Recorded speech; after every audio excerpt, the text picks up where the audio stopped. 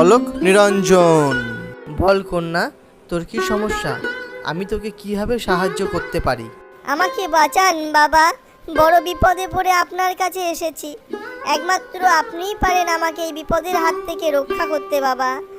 রোজ রাতে আমার স্বামী বাড়িতে এসে আমাকে মারধর করে। এই জ্বালা যন্ত্রণা আমি আর সহ্য করতে পারছি না বাবা, আমাকে বাঁচান। আচ্ছা ঠিক আছে কন্যা, এই নে একটা তাবিজ, আর আমার কথা মন দিয়ে শোন। আজ রাত থেকে তোর স্বামী যখনই বাড়িতে আসবে তখনই এই তাবিজটাকে দাঁত দিয়ে তুই চেপে ধরবি। 5 দিন ব্যবহার করার পর তুই আমার কাছে আরেকবার আসবি। 5 দিন পরে। বাবা, আপনার তাবিজে খুব দারুণ ফল দিয়েছে বাবা। আমার স্বামী এই 5 দিনের মধ্যে আমার গায়ে একবারের জন্য হাত তোলেনি বাবা। আরে মূর্খ কন্যা, এটা আমার তাবিজের ফল নয়, তোর মুখ বন্ধ রাখার ফল।